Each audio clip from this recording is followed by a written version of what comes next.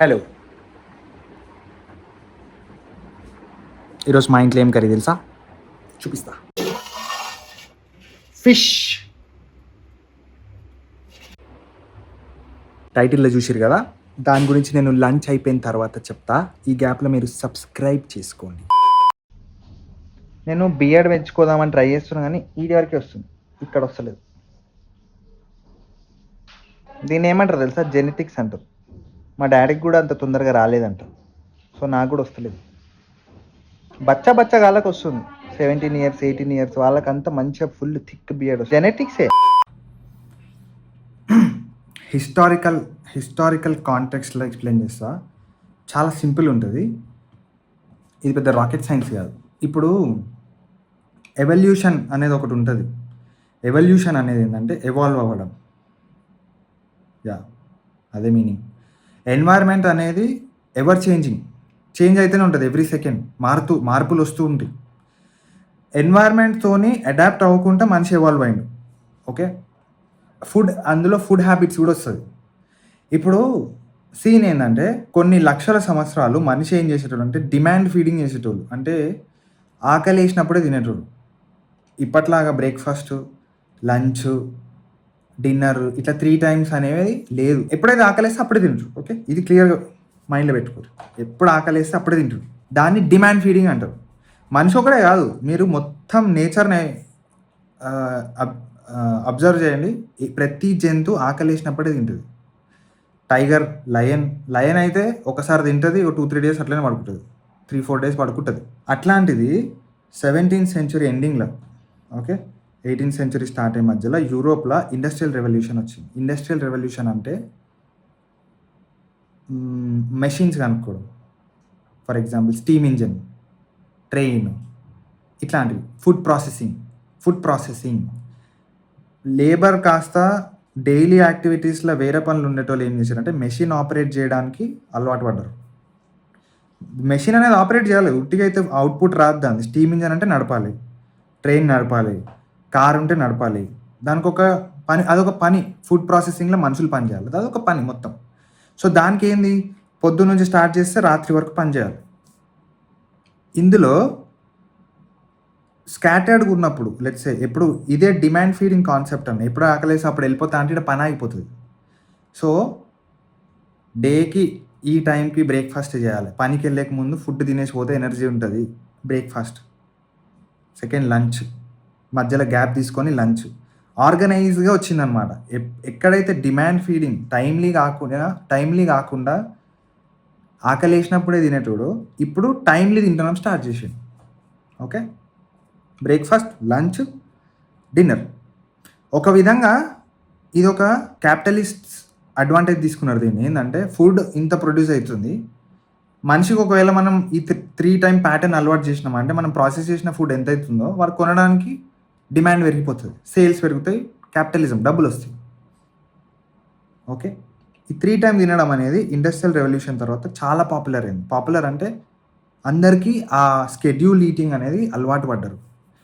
అందుకే మీరు ఈ 3 times ఈటింగ్ ఉన్న వాళ్ళు ఎప్పుడైతే హ్యాబిట్ స్టార్ట్ అయిందో, మనుషులు ఫుడ్ కన్జ్యూమ్ చేయడం స్టార్ట్ చేసారో, ఎక్కువ ఒబేసిటీ, ఫ్యాట్ వల్ల వచ్చే ప్రాబ్లమ్స్ అన్నీ అక్కడి నుంచి ఎక్కువ కనిపిస్తాయి. దానికి ముందు అంత ప్రాబ్లమ్స్ ఉండేవి కావు. ఇంకో విషయం చెప్తా. ఇండియాకి వచ్చేసరికి 1965 గ్రీన్ రెవల్యూషన్. దానికి ముందు ఇండియాలో ఫుడ్కి గతి లేదు మనుషులకి. Life expectancy hardly 30-40. 1965లో ఎప్పుడైతే గ్రీన్ రెవల్యూషన్ వచ్చిందో ఇండియాలో రైస్, వీట్ ఇది ప్రొడ్యూస్ చేయడం స్టార్ట్ చేశారు. గవర్నమెంట్ దాన్ని ప్రమోట్ చేసింది విపరీతంగా.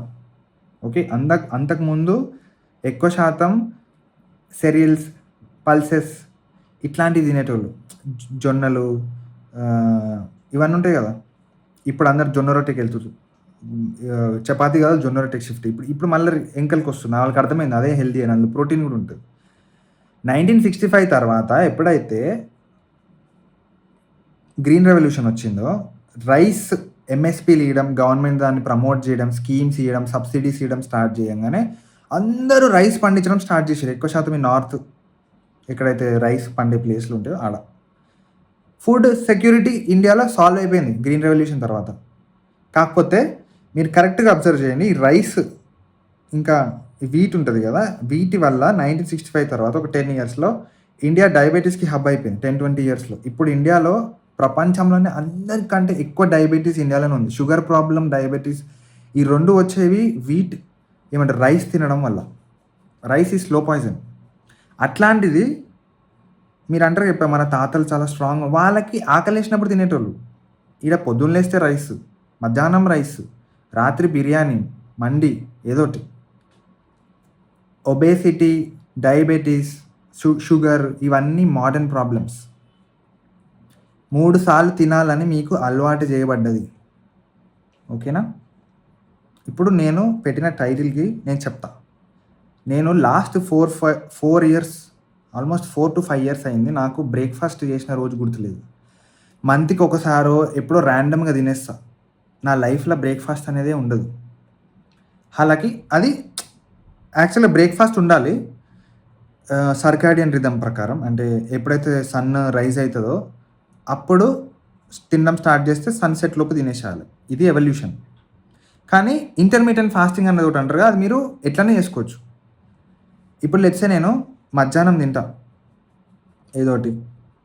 బయట ఫ్రెండ్స్‌తోని ఎప్పుడన్నా డిన్నర్ ఎళ్ళినప్పుడు బయట జంక్ ఫుడ్ తింటా. బయట నన్ను చూస్తారు. ఫ్రెండ్స్ చూస్తారు, అందరూ చూస్తారు. వీడు జంక్ ఫుడ్ బానే తింటాడు కదా! బక్కగా ఎట్లుంటాడు వీడు అని. వాళ్ళకి తెలవని సీన్ ఒకటుంది. ఏందంటే నేను బ్రేక్‌ఫాస్ట్ చేయను. అర్థమైందా? ఈడు ఎంత తిన్నా లావుగాడు. నువ్వు లక్కీరా. నీ జెనెటిక్స్ రా. నీ మెటబాలిజం రా. అదొకటుంది. అది కొంచెం అడ్వాంటేజ్ ఇస్తది. కానీ అడ్డదిడ్డంగా 3 సార్లు తిన్నామంటే లావు కాకుండా ఇంకేమైతారు?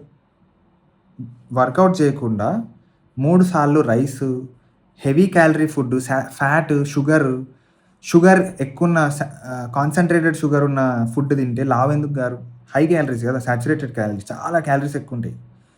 నేను బయట తింటా. షుగర్‌కి దూరం ఉంటా. కాకపోతే బిర్యానీ, మండి, నూడిల్స్ ఇవన్నీ తినేస్తా.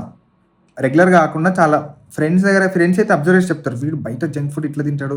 వీడు లావెట్లా కాడు. మేమెందుకు లావుగా అయిపోతామని. దానికి 2 రీజన్‌లు ఏందంటే ఫస్ట్ మధ్యాహ్నం తింటే లంచ్ అందులో కూడా హై ప్రోటీన్ ఉన్న ఫుడ్ తింటా. లైక్ 4 ఎగ్స్ గానీ కొంచెం రైస్. కానీ బయట ఫ్రెండ్స్‌తో ఉన్నప్పుడు అన్నీ తింటా కదా! వాళ్ళు అది అబ్జర్వ్ చేసి చెప్తారు. వీడు లావెందుకు గాడని. చెప్పిందే చెప్తున్నాను అనుకోకండి. క్లారిటీ కోసం చెప్తున్నా. కానీ వాళ్ళకి కనిపించని స్టోరీ ఏందంటే నేను పొద్దున బ్రేక్‌ఫాస్ట్ చెయ్య. నా లైఫ్‌లో బ్రేక్‌ఫాస్ట్ అనేదే లేదు. డైరెక్ట్ ఫస్ట్ మీల్ 2:00, 3:00 అది కూడా ఆకలేస్తేనే. ఓకే. యూజువల్ ఆకలేస్తది. 3 లోపైతే వచ్చేస్తది. ఆకలి ఏమంటారు హంగ్రీ ఫీల్ అయితాం మనం. అప్పుడు తింటా. మళ్ళా రాత్రి 10 ఓకే. 10 కట్ చేస్తే మీరు లెక్క పెట్టుకోరు నెక్స్ట్ డే 2 వరకు. 10, 2 అవర్స్ మళ్ళీ 12 అవర్స్.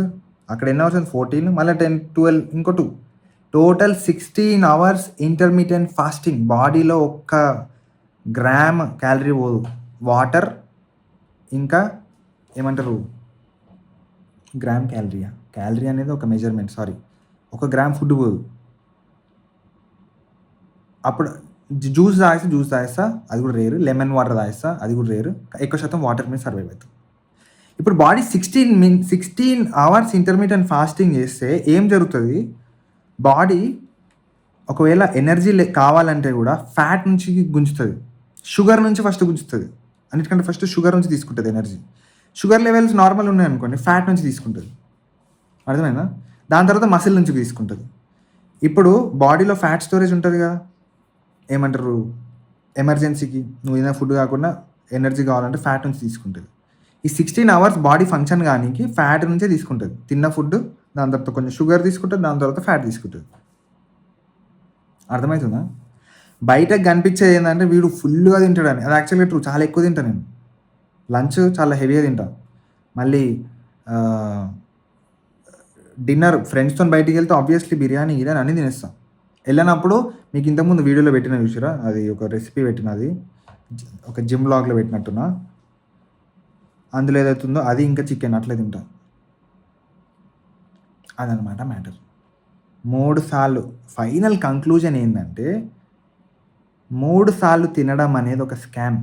మీరొక హెల్తీ మనిషి మీకు ఎట్లాంటి రోగాలు లేవు అనంటే 3 సార్లు తినడం అనేది నేనైతే చాలా మందికి చెప్తా అవసరం లేదు. ఆకలేసినప్పుడు తిను. మధ్యాహ్నం ఆకలేస్తే తిను. పొద్దున ఆకలేస్తే తిను. మధ్యాహ్నం గూడా తిను. లేదా సన్‌సెట్ అయ్యేలోపు తిను.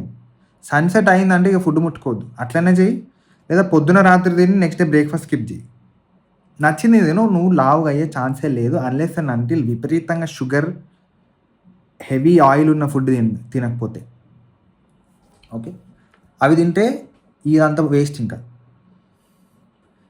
అదే సీక్రెట్. ఇండస్ట్రియల్ రెవల్యూషన్ తర్వాత ఒబేసిటీ, డయాబెటిస్, షుగర్, గట్టిగా మాట్లాడితే క్యాన్సర్ గూడా. లివర్, ఫ్యాటీ లివర్ ఇదంతా మోడర్న్ ప్రాబ్లమ్స్. ఇండస్ట్రియల్ రెవల్యూషన్ తర్వాత వచ్చిన ప్రాబ్లమ్స్. అర్థమైందా? ఒక హెల్తీ మనిషి మీరుంటే 16 అవర్స్ ఇంటర్మిటెంట్ ఫాస్టింగ్ చేయండి. పొద్దున్న తినేసేయండి. మధ్యాహ్నం తినేసేయండి. 5 లోపు ఎంత తింటారో తినండి. సూర్యుడు రైజ్ అయిన తర్వాత సూర్యుడు సెట్ అయ్యే లోపు ఎంత తింటారో తినండి. దాని తర్వాత ఈ ఫుడ్ ముట్టుకోద్దు ఇంక. అది సెకండ్. పొద్దున, సాయంత్రం తినండి. సూర్యుడు ఎండ్ అయ్యేలోపు 2 మీల్స్ తినండి గట్టిగా, హెవీగా, మంచి ఫుడ్, షుగర్ లేనివి. అట్లనే తినొచ్చు. లేదా నా లెక్క మధ్యాహ్నం, రాత్రి నెక్స్ట్ డే బ్రేక్‌ఫాస్ట్ స్కిప్. జిమ్‌కెళ్ళి వర్కౌట్ చేసుకోవాలి. లేదంటే అటు ఇటు తిరుగుతూ ఉండుర్రి. వాకింగ్ చేయరు. ఆకలేసినప్పుడే నేను తింటా. కాకపోతే మంచి ఫుడ్ తింటా. నాకు లాస్ట్ టైం కేక్ ఎప్పుడు తిన్నానో తెలవదు. పేస్ట్రీ ఎప్పుడు తిన్నానో తెలవదు. నూడిల్స్ ఎప్పుడు తినాలో గుర్తులేదు. పానీపూరి ఎప్పుడు తిన్నానో గుర్తులేదు. ఒకటి మాత్రం నిజమేందంటే బిర్యానీ, మండి ఇవి తిన్నరు గుర్తుంది. ఇందులో నేను మీకు ప్రాక్టికల్‌గా చెప్తున్నా. ఇందులో జెనెటిక్స్ కూడా ఒక రోల్ ప్లే చేస్తది. అది లిమిటెడ్ రోల్ ప్లే చేస్తది. ఎక్కువ ప్లే చేయదు. లైక్ హంగర్ లెవెల్స్, మీ hunger hormones, body structure, fat processing ఎంత ఫాస్ట్‌గా జరుగుతది. ఇవి కొన్ని ప్లే చేస్తది. కానీ ఎక్కువ శాతం ప్లే చేయదు. దాన్ని కూడా డిస్టర్బ్ చేసేయొచ్చు. ఎక్స్‌ట్రీమ్‌లీ బ్యాడ్ హ్యాబిట్స్ ఉంటాయి. ఓకే. అదనమాట మ్యాటర్. వీడియో నచ్చితే లైక్ ఇంకా సబ్స్క్రైబ్ చేయండి. మెయిన్ థింగ్ ఏందంటే ఇది స్ట్రిక్ట్‌లీ ఎడ్యుకేషనల్ పర్పస్. నేను సర్టిఫైడ్ ట్రైనర్ కాదు. సర్టిఫైడ్ న్యూట్రిషనిస్ట్ కాదు. స్ట్రిక్ట్‌లీ ఎడ్యుకేషనల్ పర్పస్, నా ఎక్స్‌పీరియన్స్. అందుకే టైటిల్ నా గురించి ఉంది. ఓకే. మీరు ట్రై చేసి చూడండి. ఒకవేళ మీకు ఎట్లాంటి మెడికల్ కండిషన్ లేకపోతే. కొంతమందికి షుగర్, బీపీ ఉంటే వాళ్ళు టాబ్లెట్ ఏసుకోవాలి టైంకి. అట్లాంటోళ్ళు కాకపోతే హెల్తీ యూత్ మంచి ట్రై చేసి చూడండి.